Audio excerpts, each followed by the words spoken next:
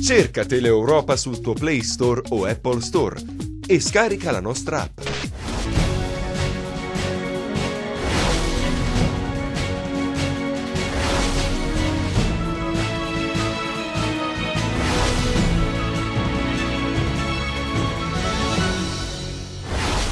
Braccato dai carabinieri, si è costituito nel carcere di Secondigliano il 19enne sospettato di essere l'autore dell'omicidio di Francesco Augeri, avvenuto a Diamante. Il giovane studente cosentino è stato attinto mortalmente da un numero imprecisato di coltellate al torace.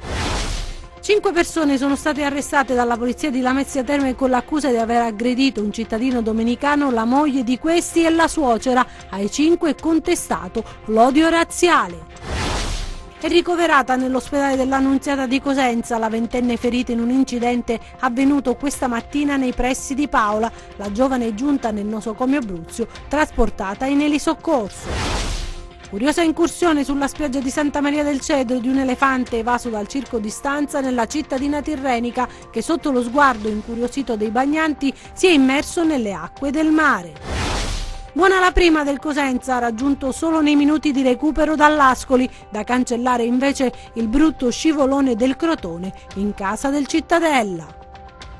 Buonasera dalla redazione di Teleeuropa Network e ben ritrovati a questa nuova edizione in diretta del nostro telegiornale. In apertura la cronaca, perché è accusato dell'omicidio di Francesco Augeri, il 19enne campano Francesco Schiattarella, che si è costituito nel carcere di Secondigliano. La rissa, secondo quanto ricostruito dalle forze dell'ordine, sarebbe scaturita per una spinta involontaria. Intanto si indaga su altri componenti del gruppo. Rosalba Baldino, sentiamo.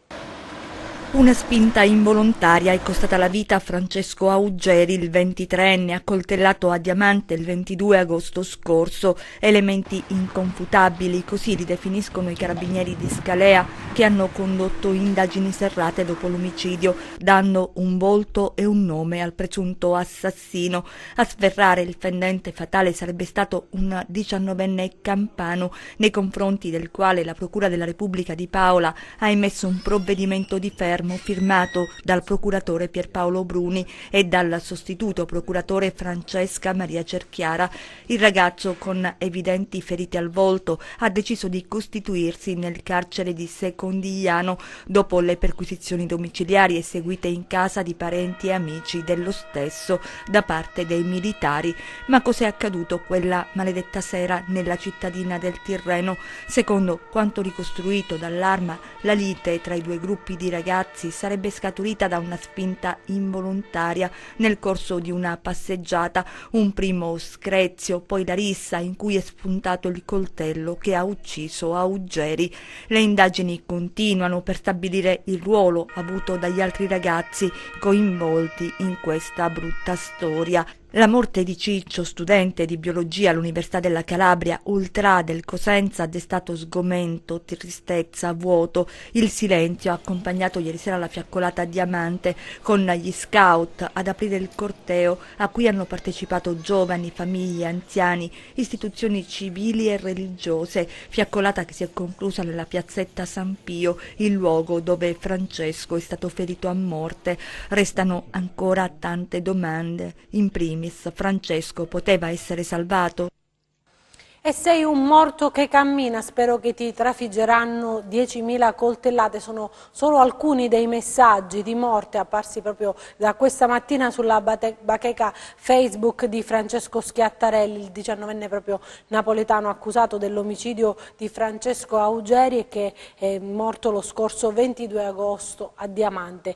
Schiattarelli, lo abbiamo detto, si è costituito portandosi al carcere di Secondigliano. Sotto le foto postate dal giovane sul proprio profilo social, in poco tempo sono apparsi un centinaio di messaggi denigratori, di insulti e di minacce. Ad essere presi di mira anche alcuni amici del giovane. Ancora la cronaca: 5 gli arresti alla Lamezia Terme per l'aggressione razzista nel giorno di Ferragosto in un ristorante di Falerna. Ad aggredire un giovane dominicano che era in compagnia della moglie e della suocera sarebbero stati il cameriere, gli addetti addetti alla sicurezza del locale insieme a 2 cittadini marocchini. L'accisa è di odio razziale. Vediamo. Sono andato a avvicinare la macchina e già lì è stata la prima aggressione verbale. Noi siamo della sicurezza, 2 personaggi che sono avvicinati, noi siamo della sicurezza del locale. Vedi di risalire in macchina e andartene, che qua non sono accettati i negri. L'aggressione è raccontata ai nostri microfoni da Carlos e Daniela dopo la denuncia presentata alle forze dell'ordine. Oggi la polizia di Lamezia Terme ha arrestato 5 persone con l'accusa di lesioni aggravate con finalità di odio razziale. Il pestaggio la sera di Ferragosto all'esterno di un ristorante di Falerna Marina ai danni di un dominicano, della compagna incinta originaria di Lamezia Terme e della suocera. Quest'ultima ha riportato la frattura dell'omero con prognosi di 30 giorni. I provvedimenti restrittivi emessi dal Tribunale di Lamezia, eseguita dagli agenti del commissariato di Lamezia Terme con l'ausilio della Digos di Catanzaro e del reparto prevenzione crimine Calabria di Vibo. Nei guai il cameriere del locale, gli addetti alla sicurezza della struttura, tutti e 3 residenti a Falerna e 2 cittadini marocchini residenti a Lamezia. Le indagini avrebbero permesso di accertare che i 5, per motivi definiti dagli investigatori abietti e futili e per finalità di discriminazione e odio razziale, avrebbero aggredito verbalmente e fisicamente l'uomo e poi anche la suocera che aveva tentato di difenderlo. Nei giorni scorsi il titolare della struttura aveva inviato agli organi di stampa una lettera in difesa dei propri dipendenti raccontando un'altra versione dei fatti. La Procura della Repubblica della città della Piana, che ha coordinato le indagini, ha emesso oggi provvedimenti restrittivi. Una brutta storia è quella vacanza da dimenticare per i 2 giovani che da tempo vivono e lavorano a Milano. Non so quanto ci vorrà per dimenticare questa storia, perché non abbiamo pace, non riusciamo a dormire, è veramente stata una violenza psicologica oltre che fisica. Non dimenticheremo questo. Restiamo a Lamezia, un'altra notizia di cronaca: per errore gli era stato assegnato un posto in una fila inesistente sull'aereo e ne ha occupato un altro a suo piacimento, e quando l'hostess gliene ha trovato uno libero ha reagito con veemenza aggredendo un dipendente dell'aeroporto che cercava di convincerlo. Alla fine il comandante lo ha allontanato dal velivolo lasciandolo proprio a terra. È successo questo pomeriggio su un volo Blue Air da Lamezia Terme a Torino, diretto a Torino. L'uomo viaggiava con la moglie, ha occupato proprio un posto che non era il suo in seconda fila, perché su quell'aereo non esiste la fila numero 1. Il comandante a quel punto ha chiesto l'intervento della polizia dopo che l'uomo è andato in escandescenza, è salito a bordo e ha invitato il passeggero agitato a lasciare l'aereo. Anche la moglie poi è scesa e il volo è decollato con oltre mezz'ora di ritardo. Parliamo adesso del caso della nave Diciotti, perché da Palmi arriva la denuncia al ministro Salvini da parte del consigliere di minoranza Pino Ippolito.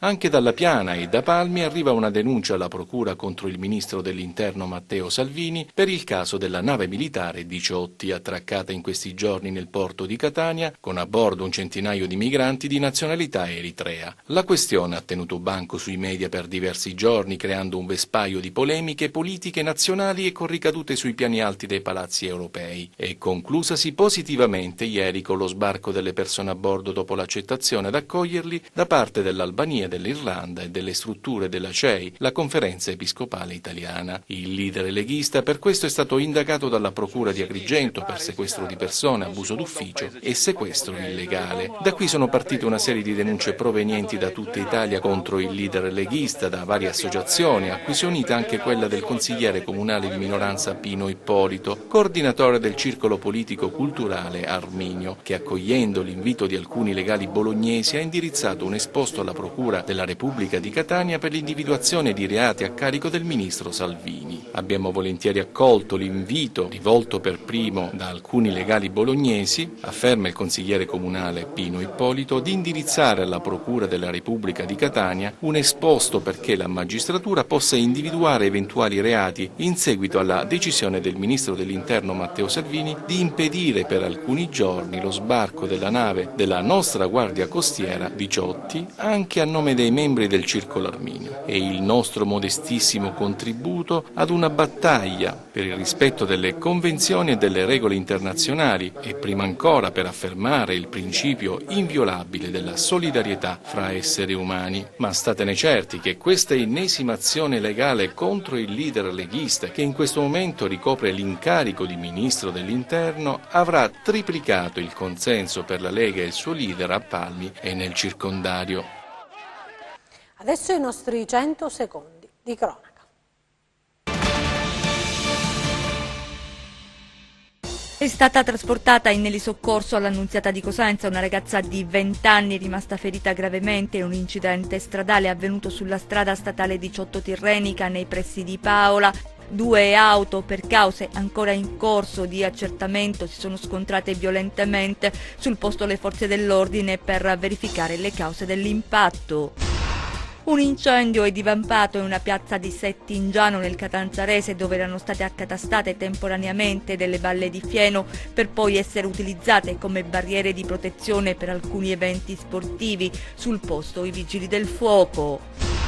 Un uomo è rimasto ferito in maniera grave in un incidente avvenuto all'alba sulla statale 106 tra Simerimari e Sellia Marina. Nello scontro sono rimasti coinvolti un auto articolato con cella frigo, un camion centinato e una vettura Volkswagen. Sul posto le forze dell'ordine.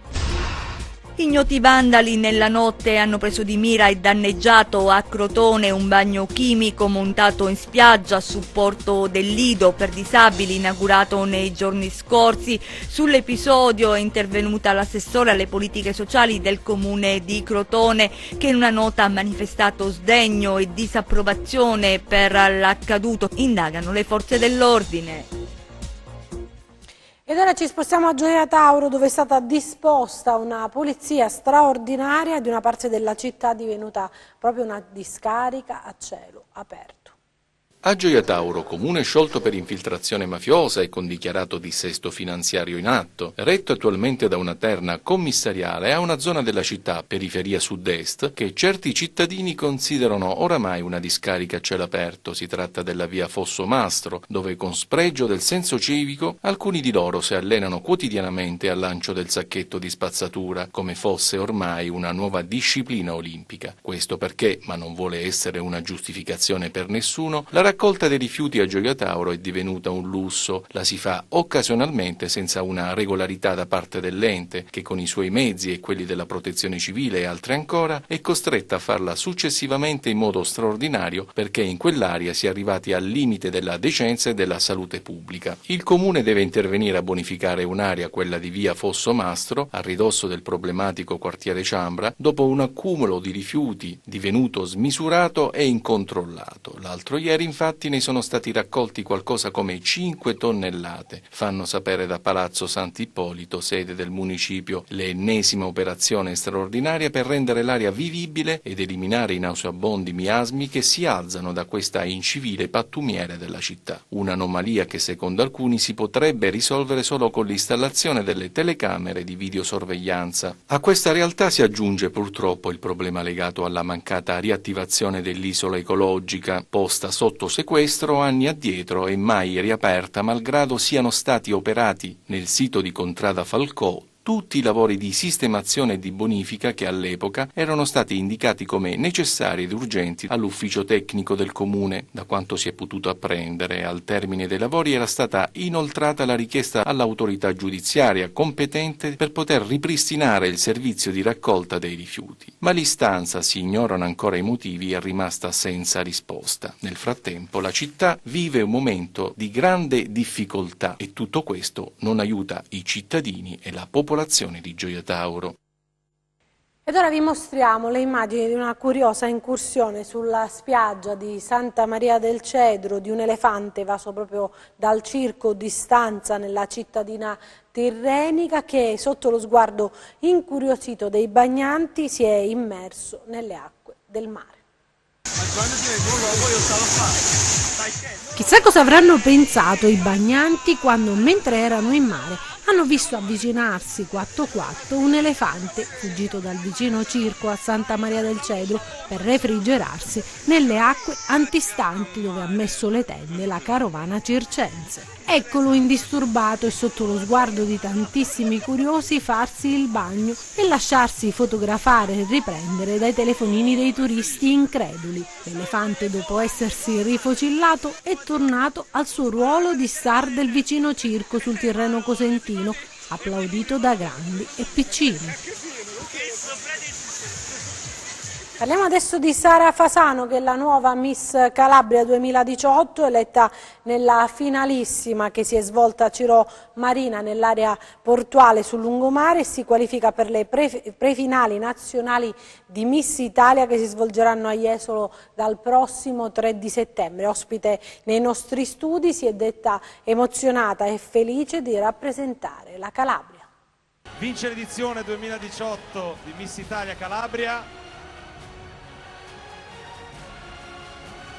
La numero 15, Sara Fasano.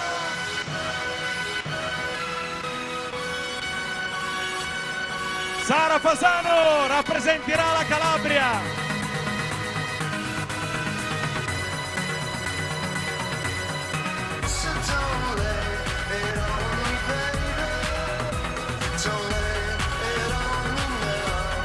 Sicuramente è una grandissima emozione.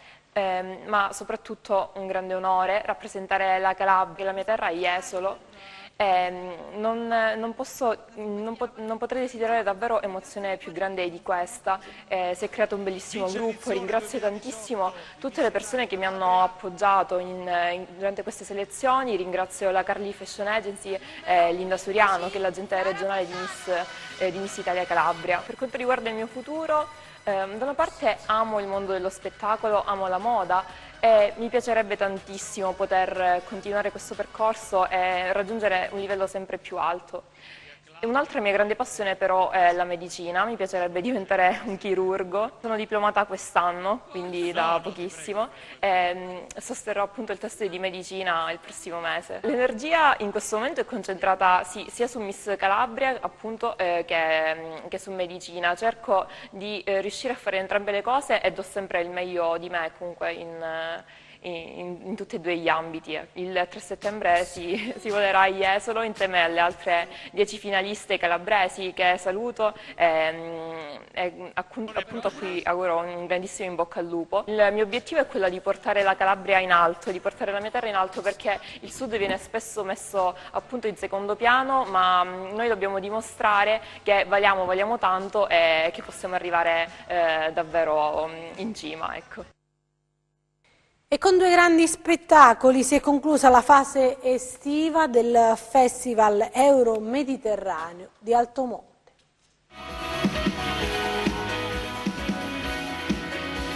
Silenzi motivati da un pensiero occasionale, soluzioni censurate da una svolta artigianale, sospiri, violenze psicologiche, distanze, giornate più invadenti, un vaffanculo in mezzo ai denti. Due grandi spettacoli hanno portato alla conclusione della fase di agosto del Festival Euro-Mediterraneo di Altomonte. Sabato grande successo per Fabrizio Moro, che ha anche sangue calabrese. Non so se è la seconda o la prima terra, perché in realtà vengo da una famiglia di calabresi, quindi dovrebbe essere la prima, anche se sono nato a Roma. Ho trascorso talmente tanto tempo qui che mi sento quasi più calabrese che romano. Dopo il successo a Sanremo e un ottimo piazzamento allo Eurovision Song Contest, il giovane cantautore, ma che ha già alle spalle una carriera ventennale, non ha certo deluso le aspettative dei suoi fans, in un anno per lui molto fortunato. Domenica poi tante risate con Gene Gnocchi e il suo sconcerto rock. Dovete sapere che io stasera sono qui sostanzialmente perché non c'è lavoro. Proprio non sai dove sbattere la testa. No, lo dico perché, lo dico perché quest'estate mi hanno chiamato solo 2 feste dell'unità, ma per friggere.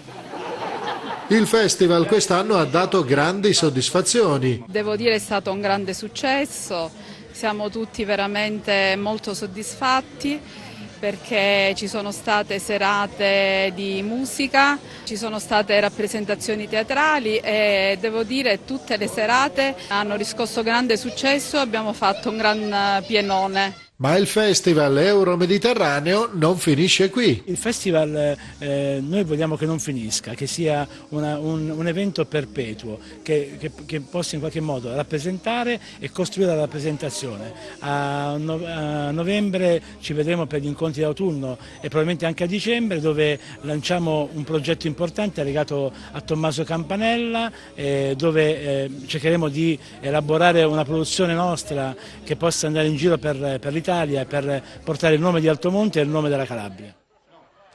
Ed ora una festa dedicata alla bandiera blu a Roseto Capospulico, che ha concluso la prima parte dei suoi eventi estivi. È un fantastico colpo d'occhio quello che ha restituito il lungomare di Roseto Capospulico a migliaia di cittadini e ospiti provenienti da tutta Italia per partecipare all'evento clou dell'estate 2018, la Blue Summer Fest, ovvero il concerto live per festeggiare la bandiera blu, dedicato quest'anno ai giovani e ai giovanissimi.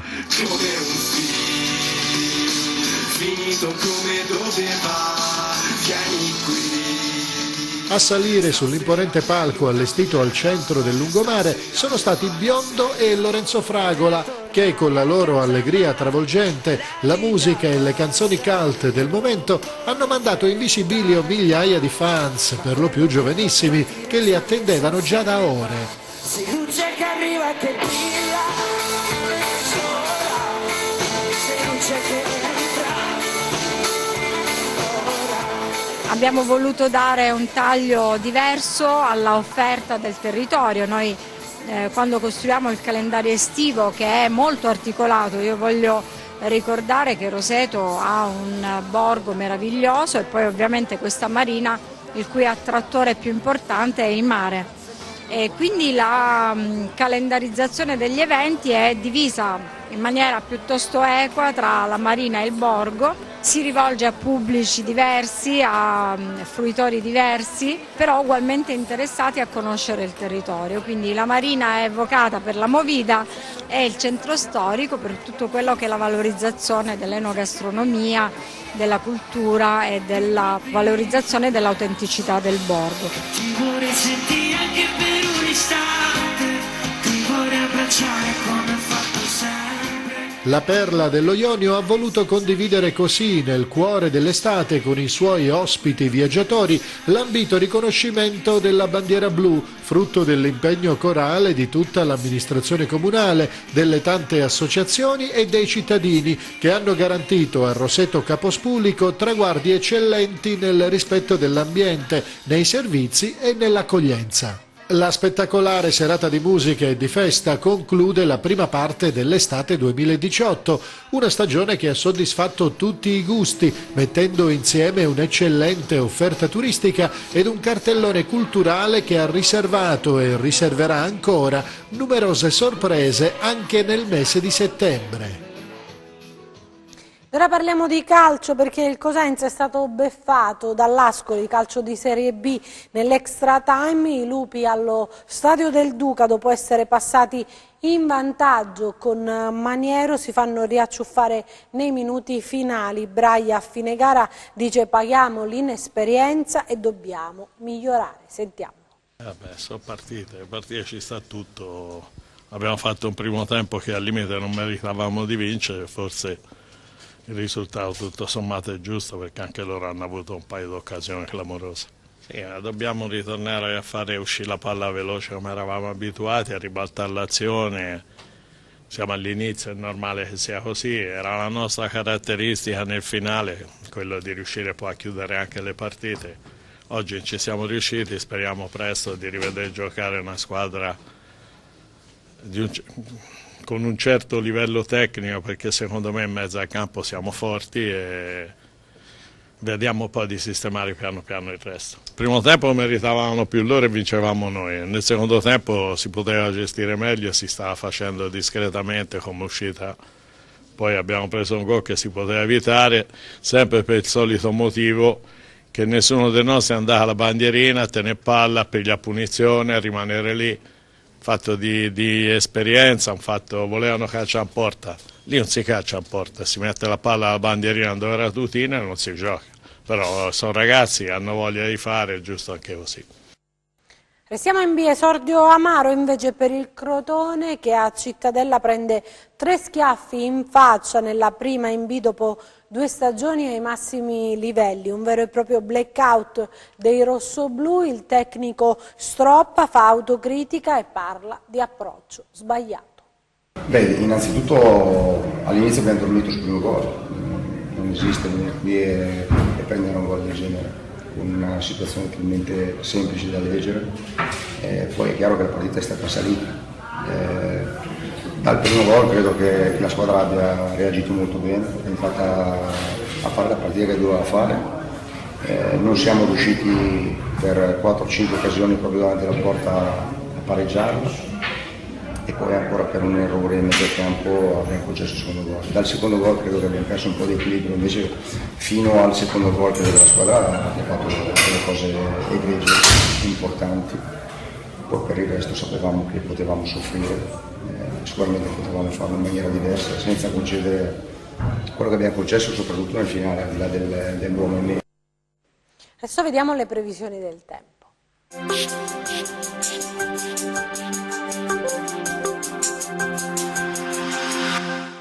Ben ritrovati da meteoincalabria.it.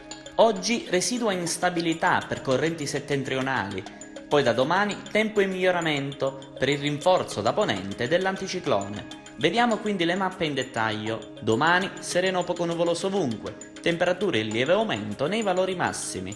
Vediamo ora le mappe di mari e venti. Domani mari poco mossi o mossi, venti deboli o moderati ancora settentrionali. Per ulteriori dettagli consultate il sito meteoincalabria.it. È tutto, grazie per l'attenzione, appuntamento a domani. Anche per noi è tutto, io mi fermo qui, grazie per averci seguito e buon proseguimento con i nostri programmi, arrivederci.